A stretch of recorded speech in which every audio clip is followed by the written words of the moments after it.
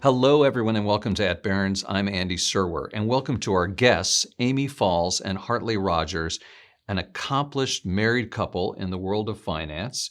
Amy is the Chief Investment Officer at Northwestern University and on a number of high-profile boards. And Hartley is the, let me make sure I got this right, Hartley, Executive Co-Chairman at Hamilton Lane, which is an alternative investment manager. Welcome to both of you. Thanks. Great to be here. Amy, let's start off with you. I want to ask you about the Northwestern Endowment and your job there. How big is it, and how is it different maybe from other universities, or how do you think about running it? So we are $15 billion and change. We are different in that we provide a lot of budget support, but not as much as some of our better capitalized peers. So we're about 25% of the budget, and Princeton would be 55, 60. There's a wide spectrum. We're not at the lowest end of the spectrum, but for the breadth and importance of the institution, I feel we have to run it hard because we're undercapitalized relative to our mission. And Hartley, tell us about Hamilton Lane. It's kind of got a really interesting backstory that you were involved in, but give us the sort of thumbnail. Sure. Hamilton Lane is a private markets asset manager, which means we work for investors all the way from small individuals to giant pension funds and sovereign wealth funds, helping them to access the private markets. And that means we manage money for some, we advise for some, although managing money is really the core business today. And what about how much money is over there? Our AUM is approximately $140 billion. Every year we put into newly raised private markets funds $25 to $30 billion, which makes us one of the largest allocators in the world in that space. And there's a number of common denominators for you guys in your careers. One is the world of privates. You're an investor in privates. Your company produces them, or you have GP. You're the GP with LPs. So I'm wondering, Amy, maybe I'll start with you. What is the role of private investments for the endowment? And of course, there's a lot going on with that question. There's a lot going on. Yeah. Well, it's important to the endowment. I mentioned we want to generate high returns in our equity portfolio in particular. And we view that as really a function of earnings growth over time. I mean, clearly markets go up and down, but if you invest in companies that are growing their earnings, I'm old-fashioned, not a revenue person, but purely revenue, but that you will generate returns. And we believe that privately owned firms often are a better long-term play on earnings growth, both because there's control, the investors have a bit more control, and also it's a better representation of mid-cap companies. It's hard to grow, when you're ginormous. So we really like both the traditional private equity and venture capital spaces. We're a little less in real estate and private credit, but they're there. So altogether, private assets are about half of the assets of the endowment. There's a lot of questions about liquidity, though, There these are days. a lot of questions about liquidity. And I think on the good side, I think structurally, one of the themes that I know we both think about is the role of retail and broadening out access to private markets, which might, you might see the margin go down or the opportunity set shrink a little bit, but I think the liquidity would be a very strong offsetting positive. Right now, liquidity hasn't been so super, so distributions have been at the lower end historically, and that's a little bit difficult to live with, but I think it's temporary given where the public markets have had. And there's all these new things going on, like secondaries, which we vehicles, can talk, right? Yeah, right. So price discovery is important, and one thing about liquidity, it's not just getting the money, but it actually provides important price discovery. So you don't mind selling something if you think you're getting a reasonable price.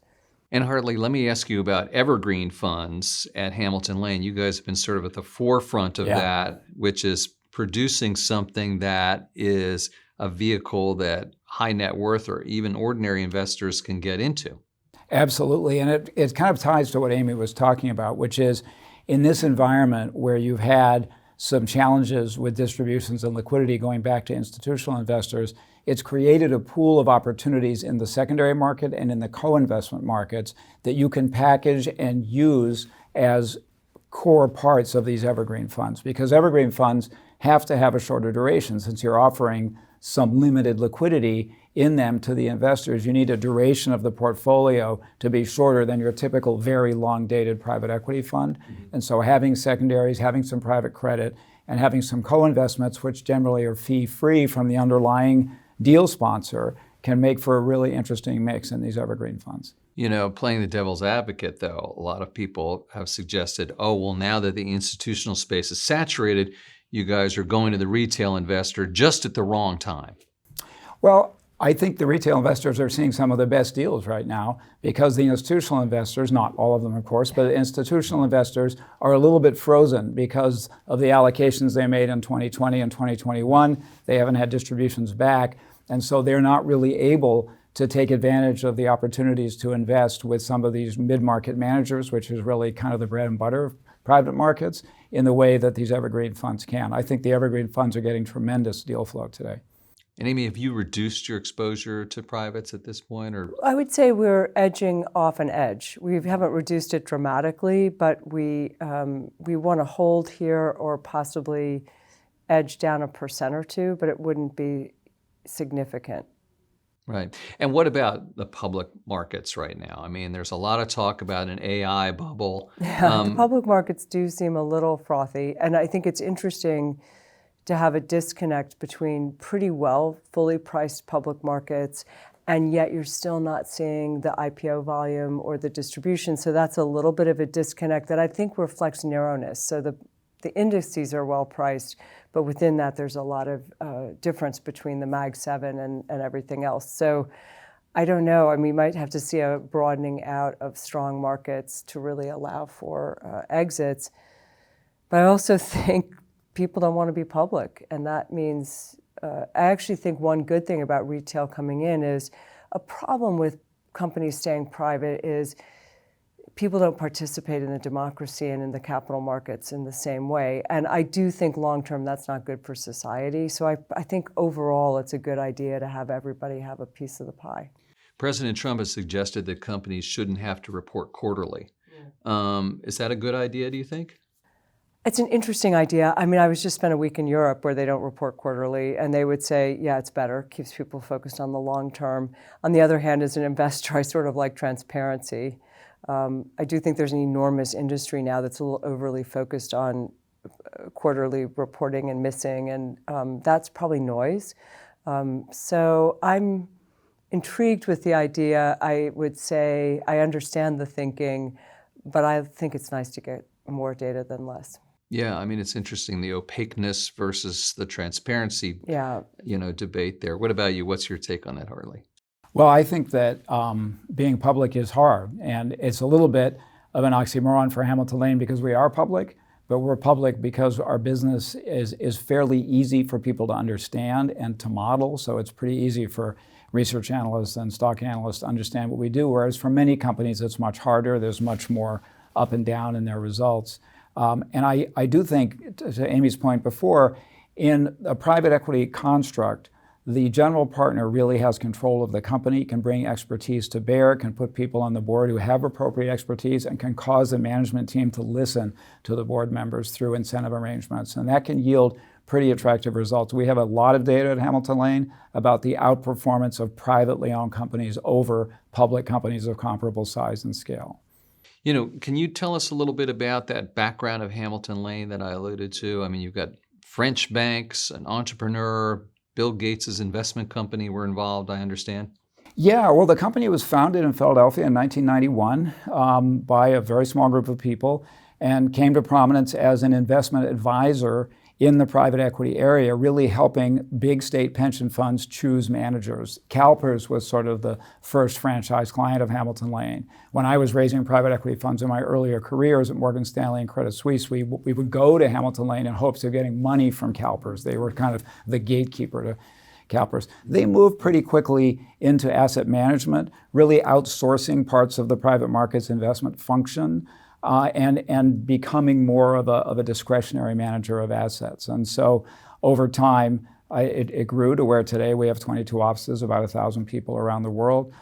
Bill Gates was an important investor when I came in. I came in about 22 years ago, and I led an investment group that in effect did a management buyout of the founding group, and the Cascade Group was an important part of that, and really helped set us on the strategic course that led to where we are today, which is the focus, as I said before, on things like secondaries, co-investments, global approach, and very much focus across all the different asset classes.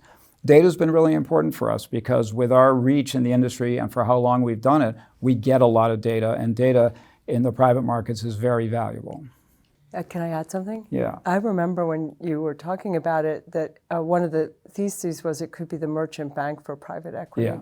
And I think that's actually coming to play, that creating market making, creating deal flow does allow more transparency in this space. And in the long run, one of the problems are zombie funds. If a fund gets off track, there's not much accountability legally. But I think if you had a secondary market that was more transparent, it's going to provide a little bit of discipline in the weaker players, Totally. which I kind of like that idea. Yeah. Interesting. Shifting gears a little bit, can I ask you, Amy, about the macro environment, your economic outlook, and those sorts of things? Yeah, I think it's a tough macroeconomic environment to forecast right now. And I feel that on the one hand, the market's giving you a positive signal. And I think some of the macro variables are stable. Inflation seems to be tame. Interest rates, I think, likely on a downward path, although I wouldn't subscribe to an aggressively downward path. But the long end of the market, a little less clear. So I think there's uncertainty around AI that is really hard to handicap what that means for long-term employment. And I'm concerned about some indications of softening in perhaps the labor market, which ultimately could feed through into demand more generally. So I'm probably on the cautious side, particularly vis-a-vis pretty robust markets. What about opportunities? Well, we just spent a week in Europe, and I do feel like Europe has been this sort of shrinking player in the global economy. If you look over a 20-year period, their share of global GDP and global market cap has been cut in half. And I just feel I'm not ready to count Europe out. We talked about a former colleague, I think it was Barron or Barron, who said they should just put a red rope around. It's like a museum. But I think, in fact, there's a lot of dynamic companies. I think there is potential to remove some of the regulation and rigidity. So I think there's an opportunity there. Valuations are lower. We stayed invested in China despite some uncertainty, and that's come back a little bit. AI is tricky. I think there's opportunity and enormous risk and a lot of disintermediation. So we are cautious there, but trying to understand the impact.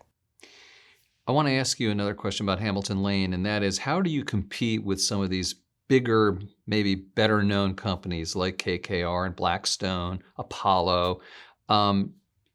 Is the culture different at Hamilton Lane, or what are you looking to do there? So we're first of all, we're all kind of frenemies because we all invest in a lot of the same things and check references with each other and share insights and things. They really focus at the big end of the market. And we are very much a conduit to the middle part of the private equity market. So if you look back over the years, middle market deals tend to have a wider range of outcomes than big deals. Big deals will be this range, middle market deals will be like this. So if you really want to access alpha in the asset class, you want to get into this part of that middle market area. And because it's risky, it's got this part too, you need someone that can help you figure that out. And that's what we do. And so we measure ourselves by, are we able to get our clients into that upper part of that middle market and lower middle market return area in the private markets. And that's what we offer compared to them. Oftentimes investors will have us complementary. So we'll be next to, if you go to a wirehouse that markets some of our products and markets of Blackstone or KKR type product, they'll often in the same account put the two together because they're creating that diversity in the area. Amy, I want to ask you about your investment style and what you've learned over the years. I mean, you ran the endowment at Andover, at Rockefeller University, and now Northwestern, which I guess is your biggest pot of money. Biggest pot, yes. So how's that evolved? Change your thinking? The size matters. I think you have to know where your edge is, and you have a different edge at $2 billion than at $15 billion. So it's easier to do small funds at $2 billion. It's easier to do a broader range of things with a larger team. So I think it's important to know your edge. I think the other thing that's critical and very much changing now is what is your real liability that you're financing and your operating institution. So it used to be all universities were kind of the same, more or less. Size was the differentiating factor. But now some people are being taxed at 8%, some people are not being taxed at all, some people have more pressure on their operating model because of challenges with funding. So I feel the sector is being split apart in certain ways, which I think is both an opportunity, but it just means we're more dissimilar than I think we have been historically. I mentioned you serve on a number of high-profile boards, Ford, MacArthur, Harvard, the board chair at Andover? Yes. Yeah. God love you for that. Yeah, that one's hard. Mm-hmm. So what do you think are the most critical issues? Are there common denominators there? Absolutely, and I think serving on boards is one of the greatest gifts. I mean, you give your time, but you learn so much, and there's so much leverage, I think, from understanding some of the bigger issues that these foundations are trying to address. Or at Harvard, I'm on the management company board, so that's more about managing the endowment. But I feel, for me, what I've really learned, especially at the Ford Foundation board, is the importance of many things that prevent people from realizing their full potential. I've always believed that education is critical, particularly in a democracy, and also we want people to be able to fully contribute to our society, and if you aren't educated, that's hard.